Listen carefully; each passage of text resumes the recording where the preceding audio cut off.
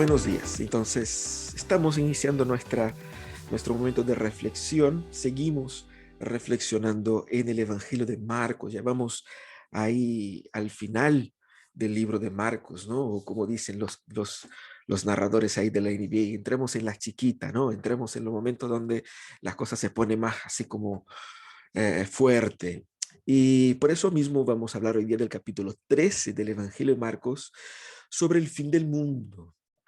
Así que, bueno, hoy día vamos a predicar en un capítulo entero, ¿ya? Y va a ser interesante porque trae un mensaje, el mensaje completo de Jesús sobre cómo serán los últimos días, el fin del mundo y todo eso. Vamos a conversar sobre eso. Oremos primero pidiendo que Dios nos dé de su gracia, nos ayude a entender su palabra y aprender y crecer, ¿ok? Marcos 13. Yo les pido que tengan sus Biblias abiertas ahí, porque vamos a leer el texto entero, pero después vamos a hacer mención de algunas partes y es interesante que puedan tener, porque ese texto es un texto que genera así como muchas preguntas. Uno lee y dice, ¿qué estoy leyendo? ¿Qué es eso? Pero sígueme aquí en la lectura. Así dice entonces la palabra de Dios. Cuando salía Jesús del templo, le dijo a uno de sus discípulos, mira maestro, qué piedras, qué edificios. ¿Ves todos estos grandiosos edificios? Contestó Jesús. No quedará piedra sobre piedra, todo será derribado. Más tarde estaba Jesús sentado en el monte de los olivos frente al templo, y Pedro, Jacobo, Juan y Andrés le preguntaron en privado, dinos, ¿cuándo sucederá esto? ¿Y cuál será la señal de que todo está a punto de cumplirse? Tengan cuidado de que nadie los engañe, comenzó Jesús a advertirles. Vendrán muchos que, usando mi nombre, dirán, yo soy, y engañarán a muchos. Cuando sepan de guerras y de rumores de guerras, no se alarmen. Es necesario que esto suceda, pero no será todavía el fin. Se levantará nación contra nación y reino contra reino. Habrá terremotos por todas partes. También habrá hambre. Esto será apenas el comienzo de los dolores. Pero ustedes cuídense. Los entregarán a los tribunales y los azotarán en las sinagogas. Por mi causa comparecerán ante gobernantes y reyes para dar testimonio ante ellos, pero primero tendrá que predicarse el evangelio a todas las naciones. Y cuando los arresten y los sometan a juicio, no se preocupen de antemano por lo que van a decir, solo declaren lo que se les dé a decir en ese momento, porque no serán ustedes los que hablen, sino el Espíritu Santo. El hermano entregará la muerte al hermano y el padre al hijo. Los hijos se rebelarán contra sus padres y les darán muerte. Todo el mundo los odiará a ustedes por causa de mi nombre, pero el que se mantenga firme hasta el fin será salvo. Ahora bien, cuando vean el horrible sacrilegio, donde no debe estar el que le entienda, entonces los que estén en Judea huyen a las montañas. El que esté en la azotea no baje ni entre en casa para llevarse nada. Y el que esté en el campo no regrese para buscar su capa. Ay de las que estén embarazadas o amamentando en aquellos días. Oren para que esto no suceda en invierno, porque serán días de tribulación como no la ha habido desde el principio, cuando Dios creó el mundo, ni la habrá jamás. Si el Señor no hubiera cortado esos días, nadie sobreviviría, pero por causa de los que Él ha elegido, los ha acortado. Entonces algunos, o si alguien les dice a ustedes, miren, aquí está el Cristo, o miren, allí está, no lo crean. Porque surgirán falsos cristos y falsos profetas que harán señales y milagros para engañar, de ser posible, aún los elegidos. Así que tengan cuidado, los he prevenido de todo. Pero en aquellos días después de esa tribulación se oscurecerá el sol y no brillará más la luna. Las estrellas caerán del cielo y los cuerpos celestiales serán sacudidos. Verán entonces al Hijo del Hombre venir en las nubes con gran poder y gloria, y Él enviará a sus ángeles para reunir de los cuatro vientos a los elegidos, desde los confines de la tierra hasta los confines del cielo. Aprendan de la higuera esta lección. Tan pronto como se ponen tiernas sus ramas y brotan sus hojas, ustedes saben que el verano está cerca. Igualmente, cuando vean que suceden estas cosas, sepan que el tiempo está cerca a las puertas. Les aseguro que no pasará esta generación hasta que todas estas cosas sucedan. El cielo y la tierra pasarán, pero mis palabras jamás pasarán. Pero en cuanto al día y la hora, nadie lo sabe, ni siquiera los ángeles en el cielo, ni el Hijo, sino solo el Padre. Estén alertas, vigilen, porque ustedes no saben cuándo llegará ese momento. Es como cuando un hombre sale de viaje y deja su casa al cuidado de sus siervos, cada uno con su tarea, y le manda al portero que vigile. Por lo tanto, manténganse despiertos, porque no saben cuándo volverá el dueño de la casa, sea al atardecer, o a la medianoche, o al canto del gallo, o al amanecer. No sea que venga de repente y los encuentre dormidos, que lo que les digo a ustedes, se lo digo a todos, manténganse despiertos. Interesantísimo texto, ¿no? De Jesús, hablando sobre cómo será el fin del mundo. Y fíjate que nuestra cultura, nuestra generación tiene una atracción por esos temas. Yo diría que, bueno, hace mucho ya que eso se habla, ¿no? Pero ahora hemos podido poner en películas más enchuladas. Y el tema de la pandemia hizo con que la gente se replanteara sobre las señales del fin del mundo y cómo va a ser y va a dejar de ser. Y generó una preocupación más apocalíptica, ¿cierto? Pero ¿cuáles serían entonces estas señales del fin del mundo? ¿Cómo nosotros, que somos cristianos, entendemos el fin de las cosas? Fíjense en algo importante. ¿Y por qué es importante este mensaje? Nosotros vivimos mejor cuando entendemos cómo termina todo. Guarda ese concepto. Entender cómo las cosas terminan te ayuda a vivir mejor ahora. ¿Cómo entender el tema del estallido, el tema de la Constitución, el tema de la crisis global, el tema del calentamiento? ¿Cómo entender todo eso? Debemos entender a la perspectiva de cómo se termina. ¿Cómo termina? Bueno, Jesús aquí lo dice. Ese texto que está presente en los 3 evangelios podemos considerar como el texto más difícil del libro de Marcos. Es complicado. Los teólogos se han puesto ahí a estudiar ese texto por muchos años y cada uno tiene, ¿no es cierto?, un análisis, una perspectiva. Es un texto complejo, con palabras que uno no sabe a qué se refiere Jesús, ¿ya?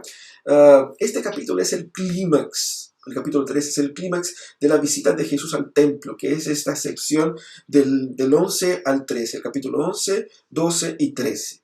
Estamos ahí en la última semana, la semana de la crucifixión de Jesús, días antes de la crucifixión de Jesús. Y Jesús visitó el templo, hizo todo lo que hizo allá. Cuando sale, Él da este mensaje para sus discípulos.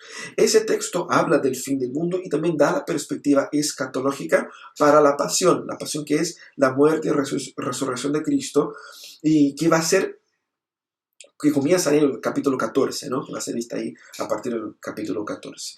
Para entender ese texto, nosotros tenemos que entender, primeramente, cuando hablamos del fin del mundo y leemos el texto, como que muchas cosas nos cuadran, tenemos que entender qué es lo que los discípulos y el judío promedio pensaba sobre el fin del mundo. ¿Qué es lo que era el fin del mundo para ellos? ¿Cierto? Ellos tenían también sus teorías, así como las tenemos nosotros.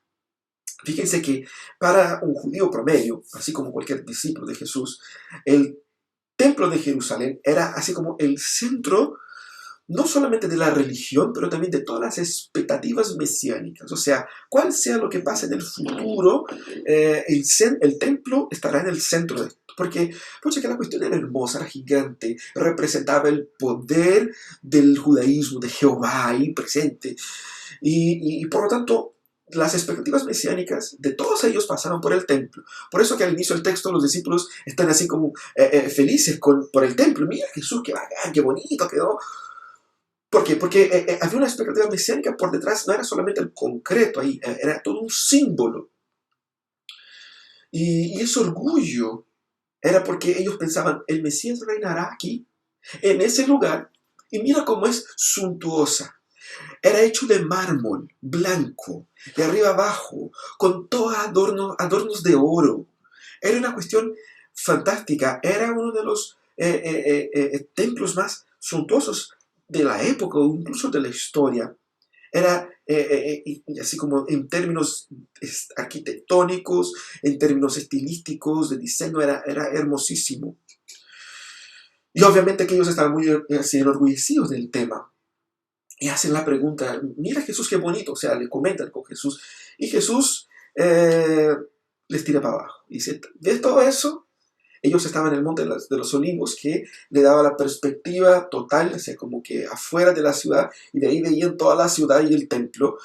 Y dijo, eso no va a quedar piedra sobre piedra. Y eso sonó en los oídos de ellos, es el fin del mundo. ¿Qué es lo que es el fin del mundo para un judío? La destrucción de Jerusalén y de su templo. Ese sería como el, el no sé, el apocalipsis zombie para nosotros, o sea, algo así, como se destruye todo, ahora fuimos todos a la vez y se terminó esa cuestión. Ese es el contexto del cual Jesús está hablando. Pero mira, el capítulo es largo, ya les voy a ayudar a entender un poco el capítulo. El capítulo está organizado más o menos así, o podemos organizar el capítulo más o menos así. Tenemos ahí en los versículos 1 y 2 el contexto, ¿cierto? Que hacen, que muestra ahí el texto de los discípulos mirando hacia Jerusalén y el templo de Jerusalén. Ese es el contexto, ¿cierto? Entonces, todo el capítulo tiene que ver un poco con la caída de Jerusalén, lo que sucedió en el año 70 después de Cristo, ¿cierto? Entonces, hace referencia a este evento, pero también hace referencia al evento final de la historia, ¿ya? Y eso se da porque hay dos preguntas que hacen los discípulos ahí. Ellos preguntan, ¿cuándo será esto? Porque ellos hablaron de Jerusalén, Jesús dijo, no quedará piedra sobre piedra. Y ellos pensaron, es el fin del mundo. Entonces, ¿cuándo será esto? ¿Y cuáles serán las señales de que Jesús vendrá? Y ahí al responder esas dos preguntas que Jesús da, el manso speech, así como la predicación completa, y responde las dos cosas, pero que van de la mano. Algunas cosas se refieren a Jerusalén siendo destruida en el año 70 y otras cosas se refieren a todo ese periodo de tiempo entre la salida de Jesús, cuando Jesús es ascendido al cielo después de su resurrección, hasta su regreso, ¿cierto? Veamos con más detalle, así como que para que tomen nota, ¿cierto? Hace meses atrás nosotros hicimos una guía para que se tome nota. De repente, si alguien todavía la ocupa, lo puede utilizar para eso. Pero tendría que dar vuelta así en la página porque es mucha información. ¿Cómo está organizada entonces eso? Tenemos ahí las preguntas, ¿cierto? Que hacen los discípulos. Y ahí Jesús empieza a exhortar. Mira, cuidado con los falsos profetas, los falsos cristos. Fíjate que van a haber guerras, van a haber terremotos, pero todavía no es el fin, ¿cierto? Ustedes serán perseguidos. Y esa persecución se dará tanto en el inmediato periodo de ellos sin Cristo ahí, después del inicio de la historia de la iglesia, como también hasta nuestros días. Serán perseguidos por causa de Cristo y va a caer Jerusalén y van a surgir falsos cristos y Jesús aquí entonces suena la alarma, ojo con eso, la persecución vendrá contra ustedes, habrá muchos falsos maestros por ahí, ¿cierto? Y sigue.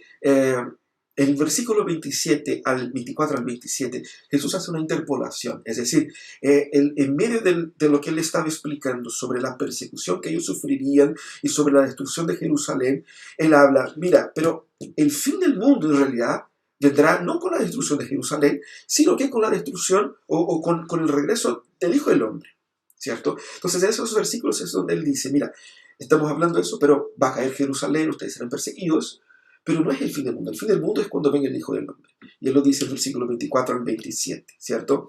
Y después vuelve a hablar de las señales de que el tiempo se acerca, del cumplimiento de la caída de Jerusalén, ¿cierto? Y termina llamando a que la gente esté atenta, a que nadie se duerma, diciendo que el día y la hora nadie lo sabe. Así que no anden haciendo predicciones de que va a venir en 1844, que va a venir en 2022, ¿cierto? Cosas así. No. El día y la hora nadie lo sabe, así que debemos estar atentos. Que al fin y al cabo Jesús nos quiere enseñar con relación al final de los tiempos en ese texto. Dos cosas Jesús nos quiere enseñar con relación a la final de los tiempos en ese texto. Usted lo puede leer y en el jueves nosotros podemos entrar en detalles de un montón de cosas que no se entendió. Pero vamos al grueso, o sea, perdón, el mensaje principal que Jesús está entregando aquí. Y hay dos cosas que debemos poner atención. Primero, Jesús quiere que los discípulos entiendan que ha llegado el fin de la vieja religión y el inicio de la era de la iglesia. Eso todavía no estaba consolidado en la mentalidad de los discípulos. Y ya les voy a decir por qué eso es importante. El fin de la vieja religión es el fin de la adoración a Dios a través del templo. El templo ya no será necesario, porque Jesucristo, con su obra, Él derramará el Espíritu Santo sobre las personas, de manera que la conexión de las personas con Dios se dará directamente a través de Cristo como mediador, sin la necesidad de este templo. Otras épocas, ¿cierto? Pero los judíos habían distorsionado totalmente la relación con Dios. El propósito del templo original se había distorsionado. Ellos utilizaban eso como un negocio, utilizaban eso como una plataforma política de poder y de dominio religioso. Es por eso que la justicia de Dios viene en contra de ese templo, destruyéndolo. Era también ese templo el centro de las esperanzas futuras, pero estas esperanzas futuras que tenían los judíos eran esperanzas equivocadas. Ellos esperaban un Mesías político, ellos esperaban un Mesías militar, ellos esperaban un Mesías que naciera del concepto distorsionado de religión que tenían ellos. Y Jesucristo no tenía ningún compromiso con esa falsa religión de ellos. Por lo tanto, Jesucristo quiere enseñar a sus discípulos a abandonar expectativas que ellos tenían guardado desde siempre y darse cuenta de que lo que la Biblia siempre ha dicho es de una otra cosa. Jesús entonces, con su obra redentora, Él termina el propósito del templo. Él será el único mediador entre Dios y los hombres. Y más, se termina el templo como un espacio para los judíos solamente, porque ahora Jesús va a cumplir lo que había prometido de ser Él el redentor de todas las familias de la tierra, como prometió Abraham, ¿cierto? Y no solamente para los judíos. Entonces se termina ese privilegio, por decir así, o el intermedio, o la idea biológica de que los que son nacidos en la nación de Israel son los únicos escogidos. Jesús muestra que Él vino para todo aquel que cree, para que todo aquel que cree sea salvo. Así entonces, Jesús adelanta para los discípulos la caída de Jerusalén. Y la caída de Jerusalén, destruida por el Imperio Romano en el año 70, viene a poner fin en ese periodo, viene a ser un marco de la justicia de Dios en contra de ellos. Y la forma como se daría la caída, es decir, las señales que Jesús dijo, los falsos mesías, la persecución, todo eso representa también la tónica de cómo se dará la venida de Cristo. Es decir, todo lo que se van a vivir en esos 40 años siguientes, Jesús dice, ese tipo de persecución, de lucha, todo eso se va a vivir de aquí hasta que venga Cristo, o que venga Él mismo, ¿cierto? Por eso que la caída de Jerusalén tiene entonces dos propósitos. Primero es ese propósito histórico de marcar el fin de Israel como una nación con algún tipo de autonomía. Es el fin de Israel como Estado, el fin absoluto, porque ya no tenían tanto poder y ahora se termina de vez. Y el fin de la religión judía como se tenía antes, ¿cierto? Y también es un sentido simbólico, en el sentido de marcar la tónica de la persecución durante la segunda venida de Cristo, o hasta la segunda venida de Cristo, ¿cierto? ¿Qué es lo que eso significa para nosotros? Porque usted va a decir, bueno, pero si yo no soy judío y se cayó el templo y no tengo nada que hacer con eso. ¿Qué significa para nosotros? Significa algunas cosas. Primero, nosotros estamos viviendo lo que la Biblia llama de últimos días, ¿ya? Entonces, no, la idea de que en el futuro vendrá una época que será conocida como los últimos días y ahora estamos así como que lejos, así como, no es la perspectiva bíblica. Nosotros estamos viviendo estos últimos días. Y si nosotros vivimos el Evangelio de Jesús, tal cual como Jesús nos enseñó, nosotros también seremos perseguidos por causa de Cristo. Hay mucha gente que dice, incluso otros textos, incluso un texto que surgió hoy día en la escuela bíblica, hablaba de eso. Hay mucha gente que es perseguida, pero es perseguida no por causa de Cristo, es perseguida porque es un mal profesional, es una persona con falencias éticas y morales, y la gente termina yendo en contra de uno, y uno piensa, yo soy canuto, por eso me están persiguiendo. No, te están persiguiendo porque eres inepto en ciertas cosas. Y tenemos que ser concretos aquí. Si nosotros vivimos el Evangelio tal cual como Cristo nos enseñó, de una u otra manera seremos perseguidos de mayor o menor grado. Existe hoy día en el mundo una cantidad increíble de países donde uno no puede definirse como cristiano y vivir como cristiano, convertirse en la religión cristiana, evangelizar y predicar, y leer o tener una Biblia. Y no estamos hablando de países que están, así como alguna tribu al interior. No, estamos hablando de grandes países, países como China, por ejemplo, países incluso aquí en Latinoamérica donde hay personas que son muertas por ser cristianos. Estamos viviendo esto. Y Cristo lo dijo a lo largo de todo su texto ahí. Son días también marcados por falsas doctrinas y falsos maestros y falsos cristos. El gran problema de la iglesia en los primeros siglos, o las primeras décadas, digamos, pero también los primeros siglos, decimos las primeras décadas por cuenta de los textos bíblicos que tenemos de los apóstoles, las cartas de Pablo, de Pedro, de Juan. Muchos predicadores entraban y penetraban las iglesias predicando y enseñando cosas falsas, distorsionando el Evangelio, distorsionando las palabras de Jesús y la intención de Jesús, alejando a las personas del Evangelio. En Apocalipsis 12:3, Jesús, criticando algunas iglesias, da en ese clavo. ¿Por qué? Porque muchas iglesias se habían apartado de la verdad para seguir una bola que surgió de un tipo que vino y dijo, y el tipo tenía buena labia y hablaba bien de la gente, qué bonito, y empezó a seguir una cuestión que no tenía nada que ver con el Evangelio. También así en nuestros días. Cuando nosotros pensamos que no, eso surge solamente en otros contextos, no afecta a mí. Cuando nosotros nos permitimos alimentar en el corazón esperanzas con relación al futuro, que no son las esperanzas bíblicas, estamos nosotros quizás poniendo esperanza en falsos cristos. También. Cuando nosotros nos contentamos en no conocer la Biblia, pero vivir de una forma que yo creo que debe ser así, nosotros también estamos alimentando y construyendo en nuestro corazón falsas doctrinas. Por eso Jesús dice que debemos estar atentos, vigilantes. ¿Vigilantes para qué? Para no creer en cualquier uno que dice cualquier cosa por ahí. No, que yo veo un video en internet, en YouTube, y el tipo decía que... no. Para no creer en cualquier mensaje que te llega por WhatsApp. Estamos más vivos que eso.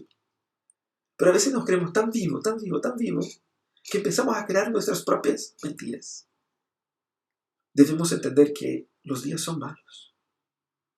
Ese es el mensaje de Jesús. Los días son malos. ¿Cómo Jesús está preparando a sus discípulos para enfrentar esos días? Ojo con lo que va a pasar. Les adelanto. Escúchenme. Ustedes van a ser perseguidos.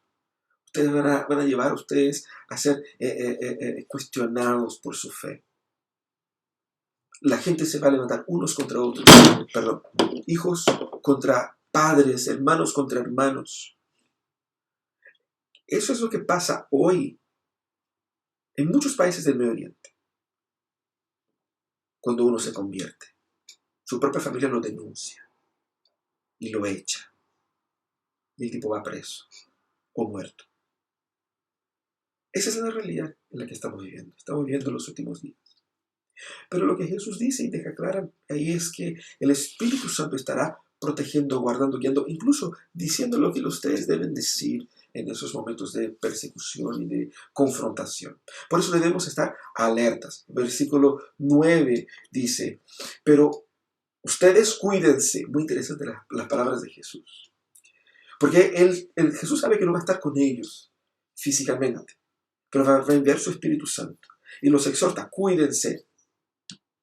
Más adelante, el versículo 33, Él va a decir, estén alertas, vigilen, ¿cierto? Sean perseverantes, ahí como dice el versículo 3. Y todo ese texto del versículo 32 al 37, estén vigilantes. ¿Qué significa eso? Significa que mis ojos deben estar puestos en Jesús, en lo que Él dice en su palabra. Los días son malos, yo no sé qué va a pasar. Y más, ojo con esto, eh, si yo realmente abrazo el Evangelio de Salvación, yo tengo que entender que puede ser que le caiga mal a la gente. No por caer mal así nomás, sino que porque el Evangelio produce ese rechazo. La expectativa de que vamos a hacer buena onda y todos van a tener así como que, ay, qué buena onda, tú. No, esa es la realidad. Jesús va y da a sus discípulos, mira, eso es lo que va a pasar. La caída de Jerusalén simboliza la caída de todas las esperanzas equivocadas de los judíos. Pero qué bien que cae, porque lo que se viene es mucho mejor. Pero ustedes serán perseguidos en ese periodo. Pero no desanimen. Vale la pena. ¿Por qué vale la pena? Y ahí es la función de los versículos 24 al 27, ¿cierto? Donde Jesús dice, pero en aquellos días después de esto, después de esa tribulación, se oscurecerá el sol, ya no brillará la luna, y las estrellas caerán del cielo, y los cuerpos celestes serán sacudidos, y verán entonces al Hijo del Hombre venir en las nubes con gran poder y gloria. Él vendrá por nosotros. Eso es lo que Jesús quería que los discípulos entendiesen. No pongan sus esperanzas en el templo, pongan sus esperanzas en el Cristo que volverá por ustedes. La esperanza debe estar en el regreso glorioso de Cristo. ¿Qué significa eso? Esos versículos 24 al 27 son el corazón de este discurso escatológico de Jesús. La esperanza no está en el triunfo del judaísmo tradicional, ni en cualquier otra intento humano por conquistar el futuro para todos. La victoria vendrá al final de este periodo de sufrimiento.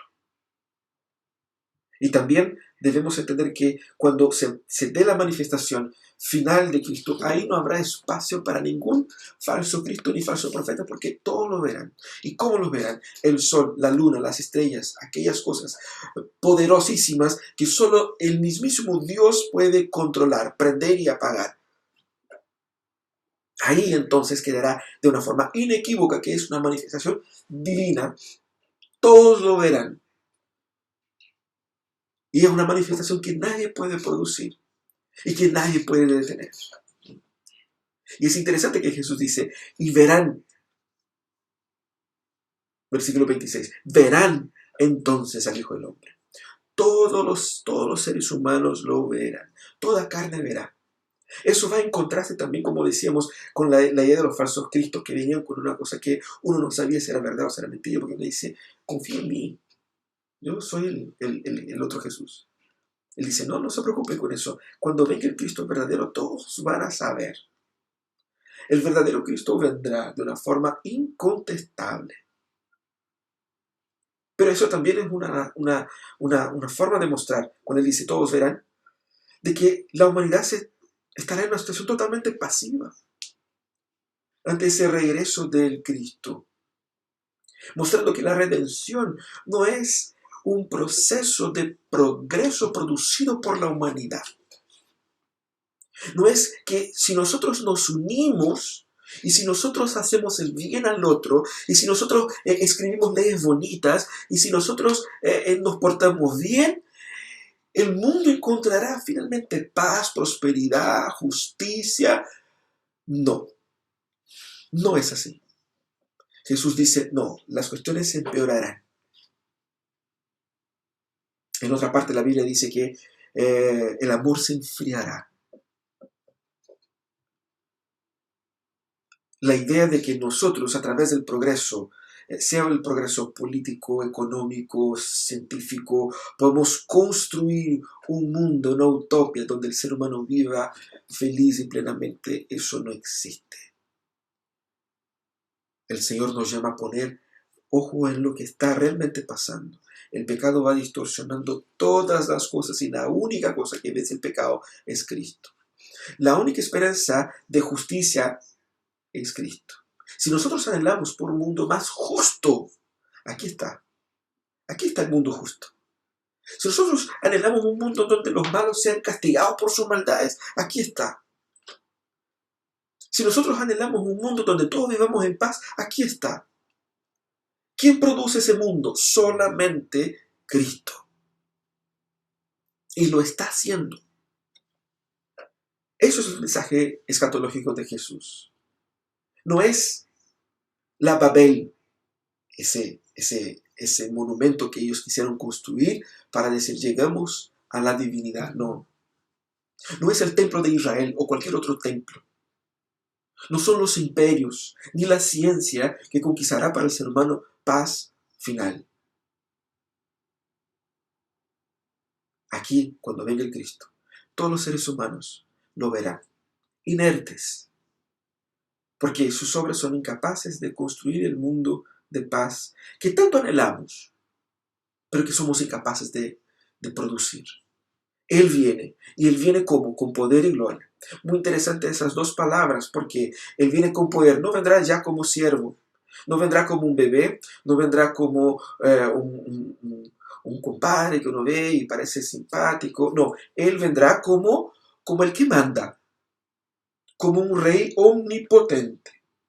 En contraste con toda la impotencia de los mártires, de los cristianos que por siglos sufrieron en obediencia a Jesús, pero que se vieron incapaces de hacer frente a los poderes de este mundo.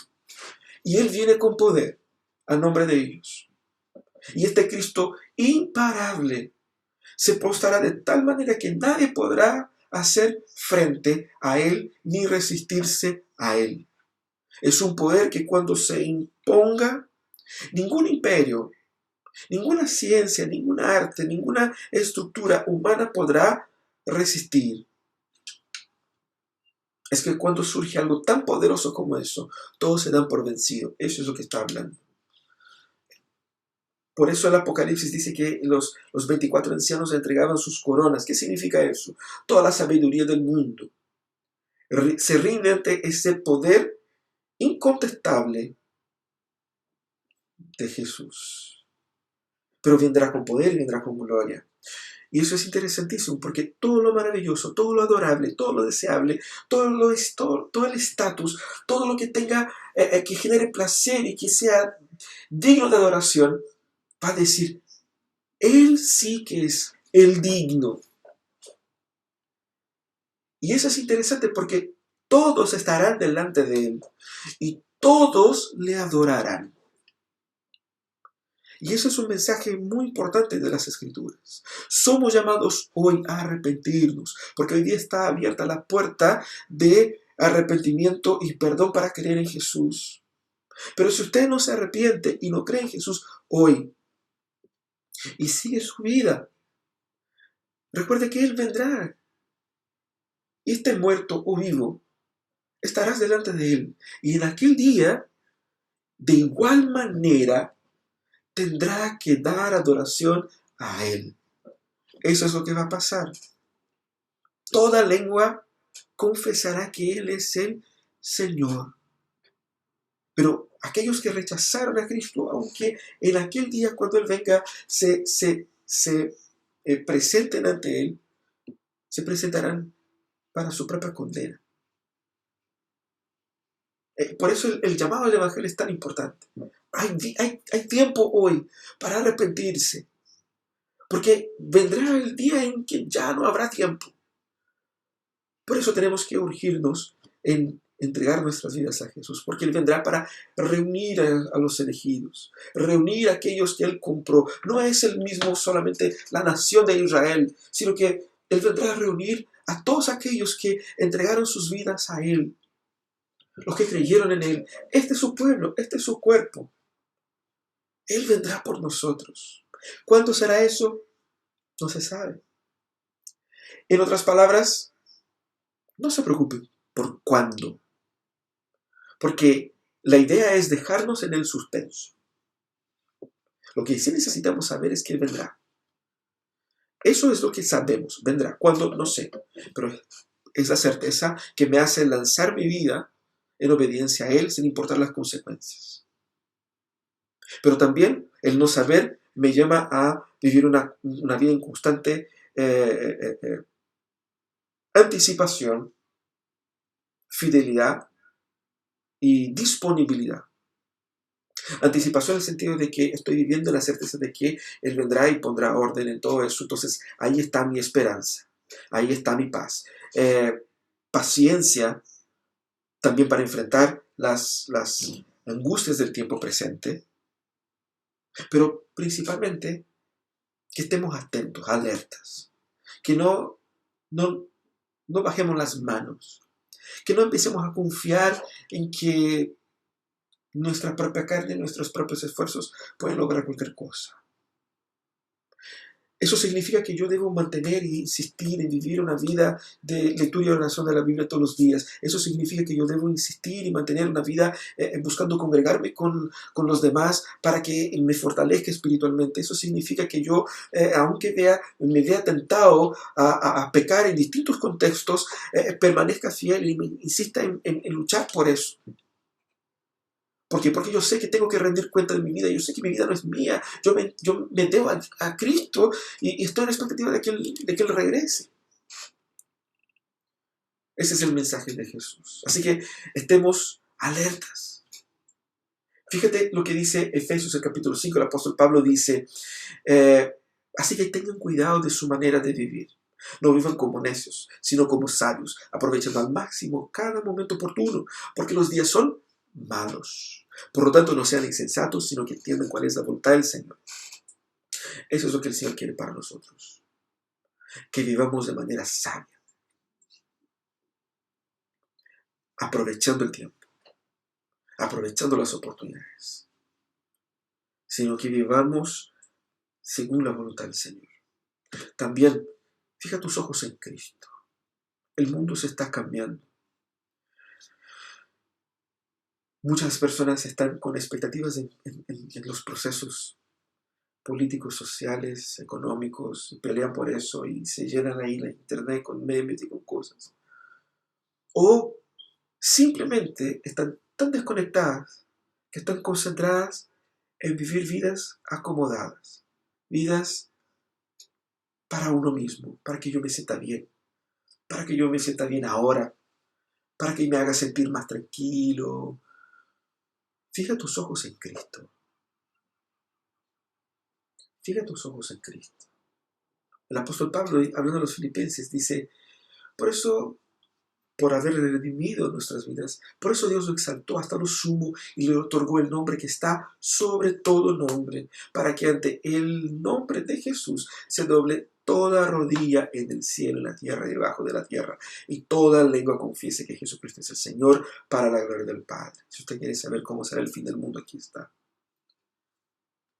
Y ahí es donde encontraremos la plena humanidad, la plena realización, la plena paz y justicia que tanto anhelamos y somos tan incapaces de conseguir. Ese es el mensaje de Jesús para el fin del mundo. Vamos a orar.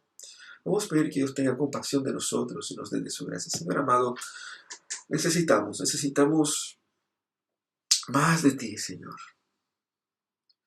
para entender esos desafíos del tiempo presente y tener el corazón puesto en ti para el tiempo futuro. Señor, ten misericordia de nuestras vidas. Te pido, Señor, que nos fortalezca. Te pido, Señor, que nos ayude a mantener nuestro espíritu atento a ti. Danos, Señor, de tu gracia y tu perdón. Ayuda, Señor, a aquellos que necesitan depositar totalmente su fe en ti. Que tu Señor pueda abrir sus corazones con el Espíritu Santo para que crean totalmente en ti. Y no tengan dudas, sino que crean totalmente en ti. Para que puedan disfrutar de esa misma expectativa. De la alegría que tenemos en el corazón de un día ser abrazados por Jesús. Cuando Él venga a secar nuestras lágrimas, librarnos de nuestras enfermedades, de nuestros dolores, permitirnos la alegría de vivir en un mundo de paz y justicia, de amor, de realización y de plenitud. Un mundo con Él, en Él y para Él. Ayúdanos, Señor, a que caminemos para allá. En nombre de Jesús es que oramos. Amén y amén. Dios nos bendiga, hermanos.